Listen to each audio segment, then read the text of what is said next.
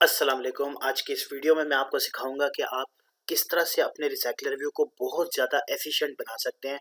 यानी कि आपने सिंपल रिसाइकलर व्यू की इम्प्लीमेंटेशन में देखा होगा कि रिसाइकलर व्यू काफ़ी स्टक करता है और उसमें अगर लार्ज अमाउंट ऑफ डाटा हो, for example thousands of data हो, तो आपका रिसाइकलर व्यू स्टक करता है उसको स्क्रॉल करते हुए। तो हम आज के लेक्चर में देखेंगे कि हम अपने रिसाइकलर व्यू को किस तरह से एफिशिएंट बना सकते हैं और स्मूथ स्क्रॉलिंग कर सकते हैं यूजिंग डिफ यूटिल्स। ओके, तो स्टार्ट करने से पहले आपसे रिक्वेस्ट है कि अगर आपने अभी तक चैनल को सब्सक्राइब नहीं किया हुआ तो प्लीज़ चैनल को सब्सक्राइब कर दीजिएगा और बेल का आइकन प्रेस कर दीजिएगा ताकि आने वाली तमाम लेटेस्ट अपडेट्स आप तक इसी तरीके से पहुंचती रहे। तो let's start with today's topic. Okay, so इस प्रोजेक्ट में लाइक सिंपल जो लास्ट टाइम मैंने आपको लास्ट वीडियो में दिखाया था कि मैंने जस्ट इसमें हिल्ट की कुछ लाइब्रेरीज ऐड की हुई हैं just for the helping material. Okay, अगर मुझे ज़रूरत पड़ी तब इनको यूज़ करेंगे वरना नहीं करेंगे। और जस्ट ग्लाइड इसमें ऐड की हुई है। ठीक है, अच्छा, अगर हिल्ट का प्रॉपर आपने देखना है तो आप मेरी लास्ट वीडियो देख सकते हैं। ठीक है, उसका लिंक मैं डिस्क्रिप्शन में दे दूंगा। Okay, so let's start with this topic. तो हमारे पास यहाँ पे एक मेन एक्टिविटी है और मेन एक्टिविटी की एक्सएमएल फाइल है। ठीक है, सबसे पहले हम ये करते हैं कि अपनी जो जो हमारी एक्सएमएल फाइल है उसमें मैं क्या करता हूँ कि यहाँ पे जस्ट एक रिसाइकलर व्यू प्लेस करता हूँ।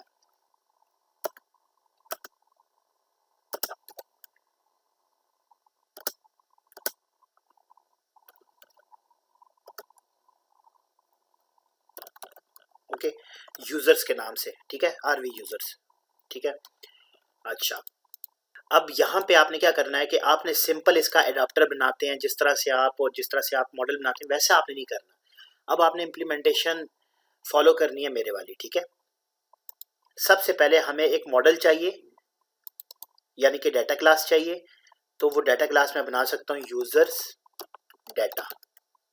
ठीक है, यूजर्स डाटा के नाम से। अच्छा, सॉरी, इसको मैं डाटा क्लास कर देता हूँ।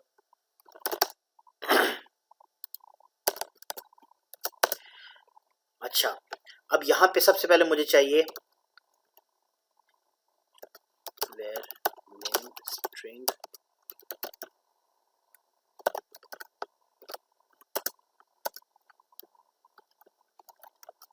page contact ईमेल और एक इमेज चाहिए। ठीक है, सही है। हमें ये यूजर की 5 चीजें चाहिए और एक और चीज मैं कर लेता हूँ यहाँ पे आईडी, और वो होगी हमारी इंट में। ठीक है, अच्छा, ये 6 प्रॉपर्टीज अभी हमने रखी हैं यूजर डाटा की। ठीक है, सबसे पहले हमारा मॉडल बन गया। ठीक है, सेकंड हमारे पास स्टेप है कि हमें एक डिफ कॉल बैक चाहिए। डिफ कॉल बैक हमें यूजर्स के लिए चाहिए, तो हम यहाँ पे एक न्यू कॉटलिन ऑब्जेक्ट क्रिएट करेंगे। ठीक है, इसको मैं बोलूंगा डिफ यूजर्स कॉल बैक। ठीक है, इसको हमने एक्सटेंड करवाना है diff util dot item callback, और यहाँ पे हमने पास करना है अपना मॉडल जो कि है यूजर्स डाटा, और यहाँ पे आ जाएगा ये। ठीक है, अच्छा, यहाँ पे अब इसके कुछ मेथड्स हैं जिसको हमने इम्प्लीमेंट करना है। ठीक है, इम्प्लीमेंट मेंबर्स, और इन दोनों को सिलेक्ट करके आपने ओके कर देना है, तो ये दोनों यहाँ पे आ जाएंगे। ठीक है, अब आपने एक रूल याद रखना है कि ये दो मेथड्स हैं और इसमें जो फर्स्ट मेथड है आर आइटम्स द सेम। ठीक है, यहाँ पे आपने यूनिक चीज का कंपैरिजन करना है जो इस मॉडल के अंदर यूनिक चीज है। यूनिक हमें हमेशा हमारे पास आईडी होती है, अगर आपके पास कुछ और चीज है जो कि यूनिक है तो हमने उसी का कंपैरिजन इस मेथड में करना है। और बाकी जो ये वाला मेथड है आर कंटेंट्स द सेम, बाकी जितनी भी प्रॉपर्टीज है उनका कंपैरिजन यहाँ पे करना है। ठीक है, तो आर आइटम्स द सेम यहाँ पे हमने रिटर्न करवाना है ओल्ड आइटम। ठीक है, डॉट जो यूनिक चीज है आपके पास, यूनिक क्या है, आईडी है, is equal to new item dot ID. ठीक है, ओल्ड आइटम और न्यू आइटम का कंपैरिजन करना है। ठीक है, इसी तरह से जो कंटेंट है इसमें हम बाकी जितनी भी प्रॉपर्टीज है उनका कंपैरिजन करवाएंगे। Return old item dot age is equal to new item dot age. ठीक है, एंड ठीक है,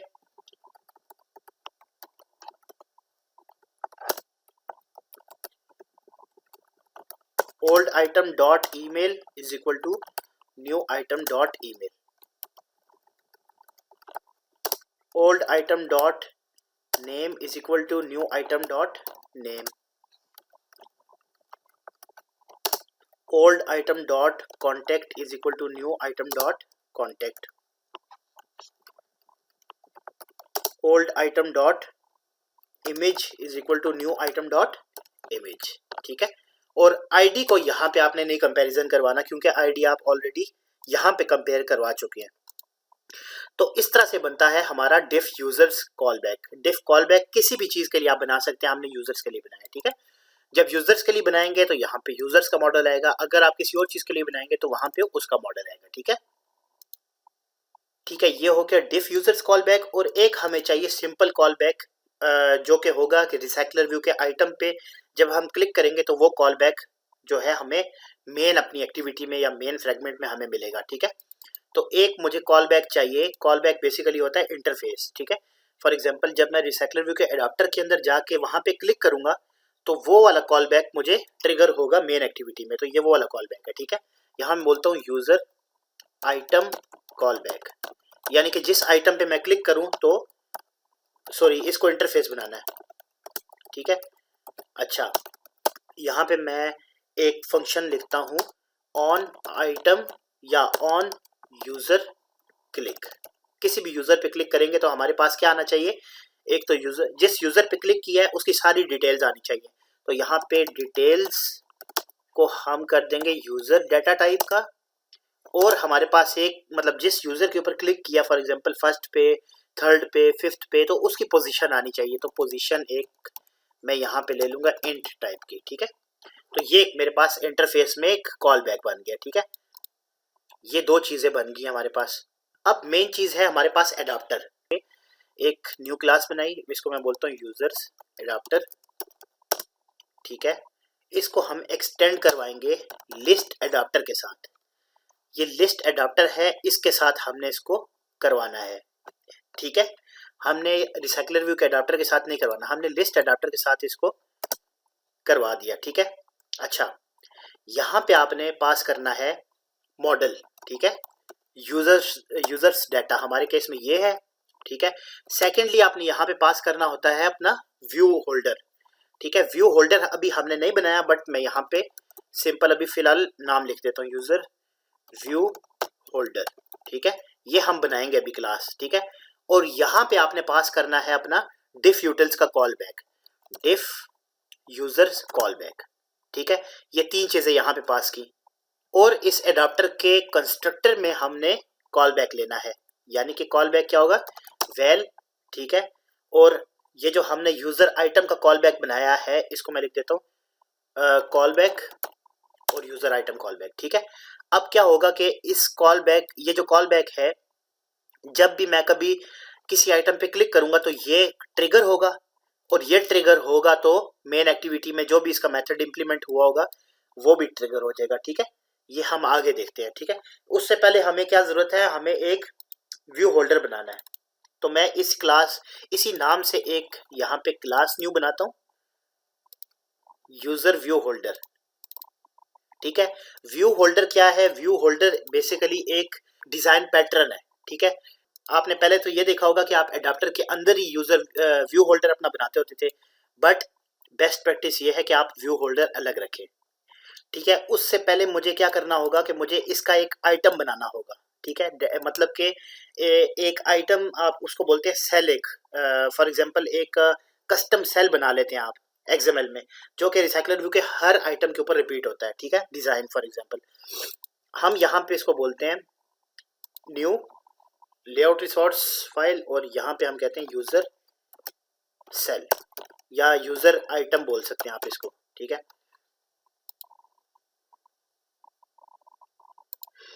अब हम इसको बहुत ज़्यादा कोई डिज़ाइन नहीं करेंगे, हम जल्दी जल्दी से इसको बनाएंगे। सबसे पहले एक इमेज व्यू ATDP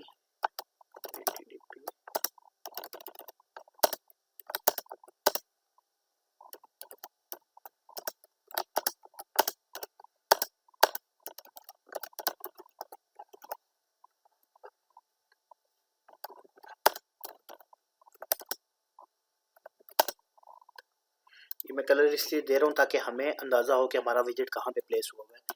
अब यहाँ पे आगे टेक्स्ट व्यू में सिंपल मैं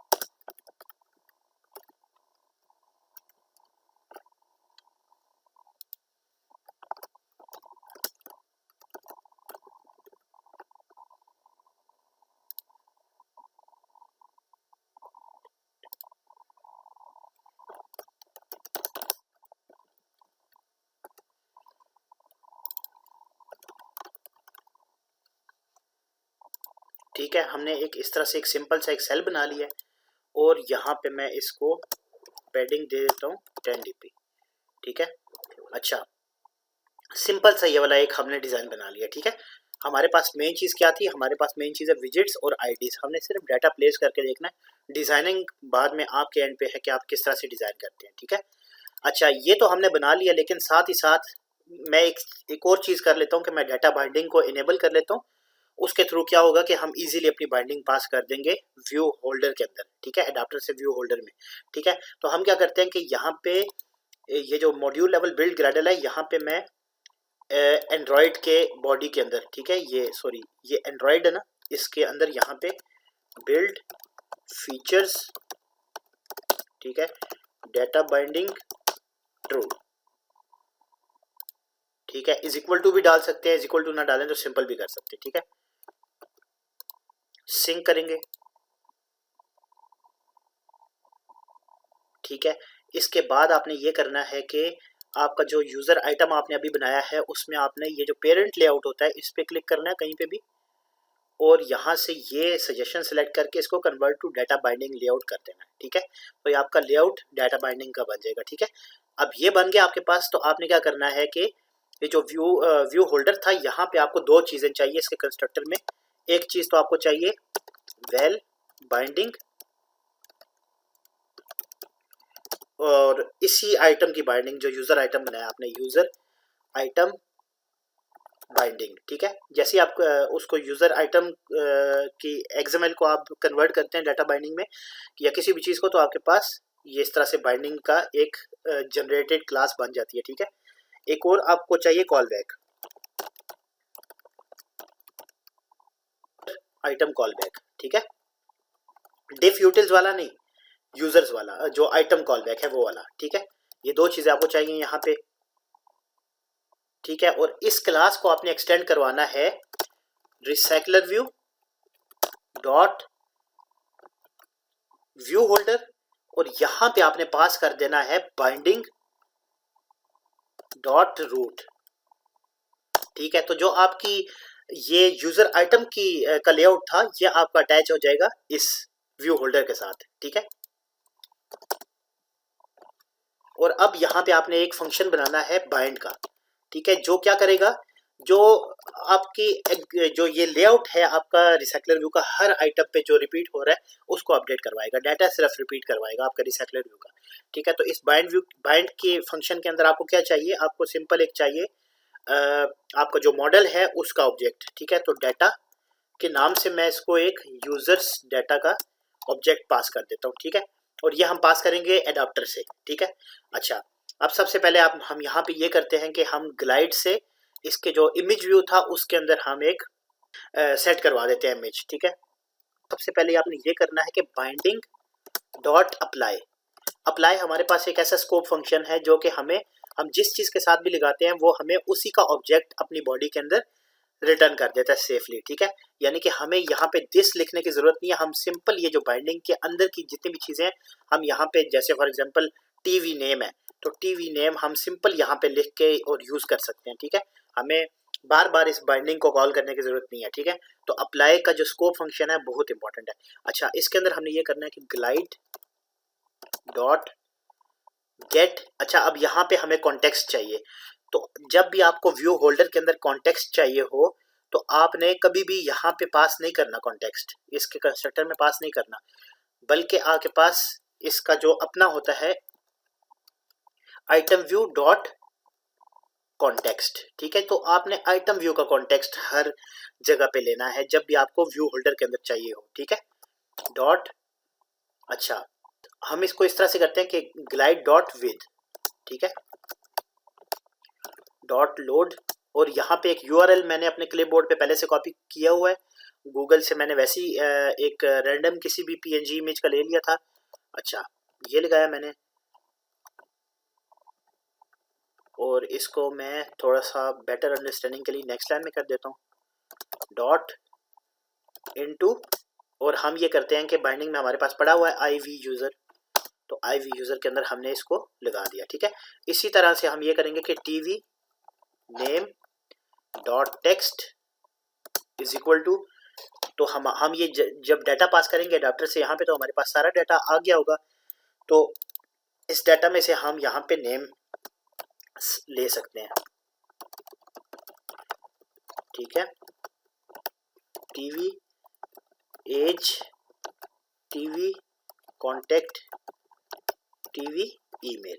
ठीक है, एज कॉन्टेक्ट ईमेल। ठीक है, अच्छा, सिर्फ इतना सा काम।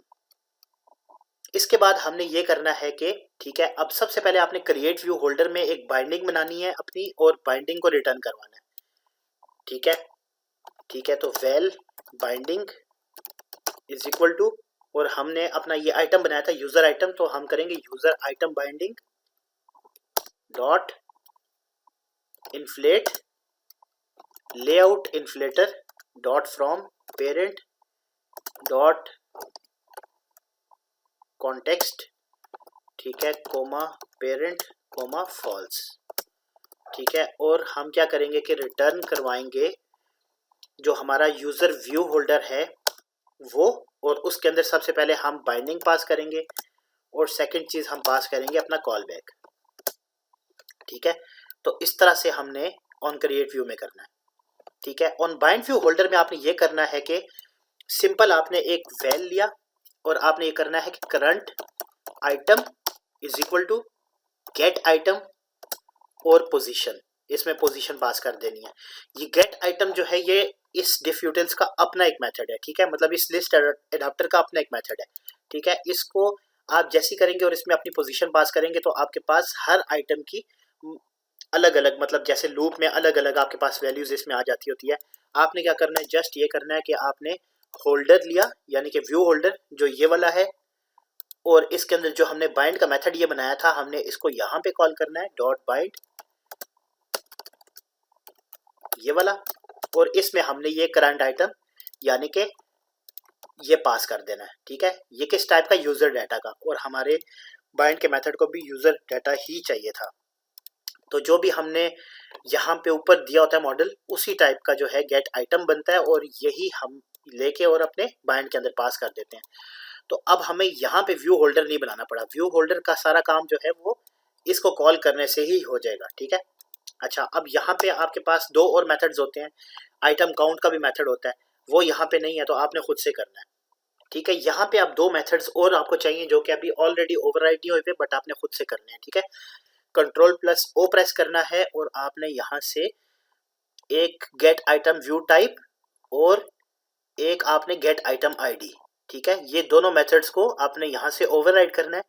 गेट आइटम व्यू टाइप में आपने जस्ट यहाँ पे पोजीशन को रिटर्न करवाना है, जब गेट आइटम आईडी में आपने यहाँ पे पोजीशन डॉट टू लॉन्ग इसको रिटर्न करवाना है। ठीक है, आपके पास ये अडाप्टर कंप्लीट हो गया। अब आपने आ जाना है अपनी मेन एक्टिविटी के अंदर। ठीक है, बाकी चीज़ें आप चाहें तो क्लोज कर दें।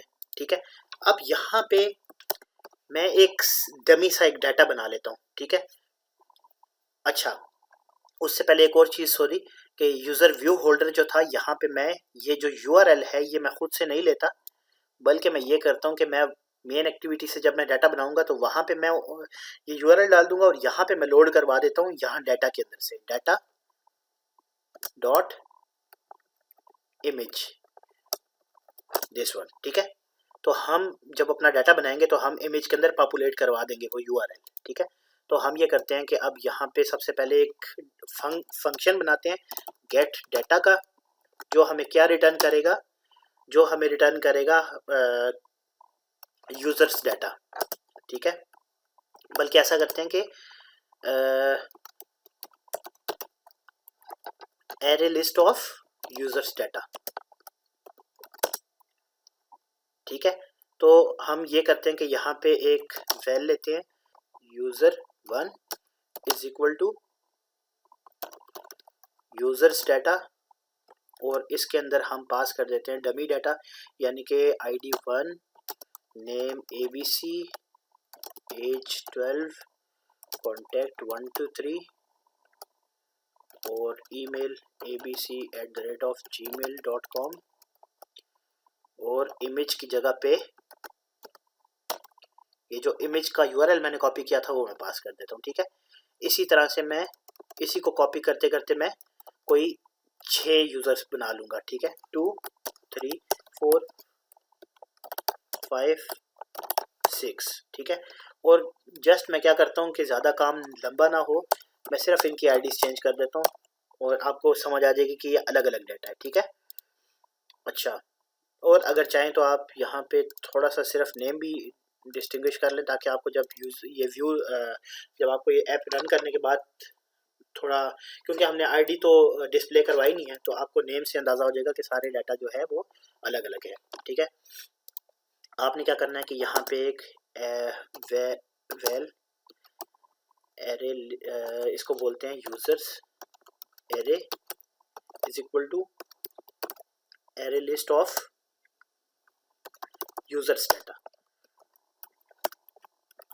और इसके अंदर हम ऐड करवा देंगे user1 2 3 4 5 6।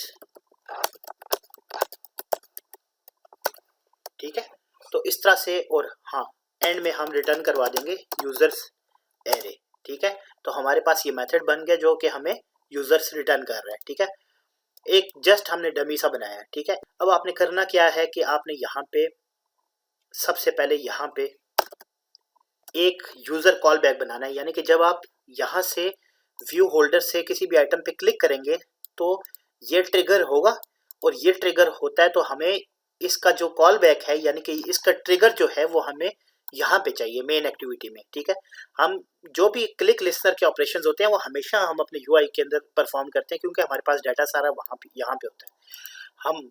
हम कोई भी क्लिक लिस्टनर का ऑपरेशन अपने अडाप्टर में या व्यू होल्डर के अंदर नहीं बनाते। ठीक है, बेस्ट प्रैक्टिस नहीं है।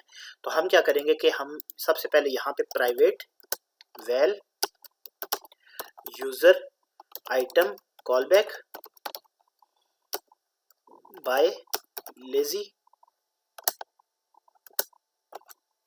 ठीक है, और एक इसका यहाँ पे ऑब्जेक्ट बनाएंगे यूजर आइटम कॉलबैक, और इस ऑब्जेक्ट का एक मेथड, मतलब कि इस कॉल बैक के अंदर एक मेथड है जिसको हमने यहाँ पे इम्प्लीमेंट करना है, और वो ये है। ठीक है, अब जब भी हम यहाँ पे क्लिक करेंगे तो यही वाला मेथड हमें यहाँ पे ट्रिगर होगा, और इसकी बॉडी के अंदर हम जो भी काम परफॉर्म करेंगे वो हमें रिसाइकलर व्यू के आइटम के क्लिक के ऊपर यहाँ पे परफॉर्म हो जाएगा। फॉर एग्जाम्पल यहाँ पे फिलहाल मैं एक टोस्ट लगा देता हूँ, और टोस्ट में मैं शो करवा देता हूँ सिर्फ यूज़र का नाम और या पोजीशन, कुछ भी आप करवा सकते हैं। इस डिटेल के अंदर यूज़र जिस पे क्लिक हुआ होगा उसकी सारी डिटेल्स है, और यहाँ पे उसकी पोजीशन है। तो आप चाहें तो आप यहाँ पे पोजीशन भी शो करवा सकते हैं, और या अगर आप चाहें तो इस तरह से नेम इज इक्वल टू, आप ये कर सकते हैं कि डिटेल्स के अंदर से उसका नाम शो करवा सकते हैं, and position is equal to, और आप ये कर सकते हैं कि जस्ट सिंपल ये जो पोजीशन आपके पास आ रही है आपने इसको प्रिंट करवा दिया, ठीक है। और आप यहाँ पे करते हैं toast dot length short dot show, ठीक है। अच्छा, इसके कॉन्टेक्स्ट जो है वो मैं कर देता हूँ this at the rate main activity, ठीक है। अच्छा ओके, ये हो गया हमारा कॉल बैक। अब हमने बनाना है अडाप्टर का ऑब्जेक्ट, प्राइवेट वेल, और इसको मैं बोलता हूँ यूजर एडाप्टर बाय लेजी, ठीक है। और यूजर्स का जो एडाप्टर हमने बनाया था उसके अंदर हम पास कर देते हैं, उसको क्या चाहिए था, यूजर के एडाप्टर को चाहिए था एक कॉल बैक, ठीक है। तो ये कॉल बैक जो हमने बनाया है यही कॉल बैक हम यहाँ पे पास कर देंगे, ठीक है। ये करने के बाद आपने ये करना है कि अपने ऑन क्रिएट के मेथड के अंदर आना है, और यहाँ पे सिंपल जो आपके पास ऑन क्रिएट में जो आपके मेन एक्टिविटी के अंदर जो रिसाइकलर व्यू था, recycler view users dot adapter, और इसको सबसे पहले असाइन कर देना है ये वाला एडाप्टर, ठीक है। और इस एडाप्टर को अब जब भी आप इसके बाद यहाँ पे आप मतलब सबसे पहले आपने ये चीज करवा दी, अब जब भी आप एडाप्टर को अपडेट करेंगे तो ये रिसाइकलर व्यू खुद ब खुद से अपडेट हो जाएगा, ठीक है। अब आपने सिंपल ये करना है कि यूजर एडाप्टर को अपडेट करवाना है, तो आपने क्या करना है सबमिट लिस्ट, ठीक है। सबमिट लिस्ट का मेथड होता है, और आपने यहाँ पे ये जो हमें क्या चाहिए यूजर डाटा के टाइप की लिस्ट चाहिए, तो हमने क्या करना है ये गेट डाटा का जो मेथड है इसको आप यहाँ पे पास करें, तो आपकी जो आपका एडाप्टर है वो अपडेट हो जाएगा, और वो खुद ब खुद इस रिसाइकलर व्यू को अपडेट कर देगा। और फॉर एग्जांपल डिफ यूटिल्स की एक और खासियत ये है कि आपका अगर रिसाइकलर व्यू के अंदर 1000 ऑफ आइटम्स हैं और आपका कोई एक आइटम चेंज हुआ है, तो आपका सिर्फ उसी आइटम के अंदर चेंज आएगा, आपके बाकी सारे के सारे आइटम्स जो हैं वो बिल्कुल भी डिस्टर्ब नहीं होंगे और दोबारा से रीलोड भी नहीं होंगे, रिक्रिएट भी नहीं होंगे।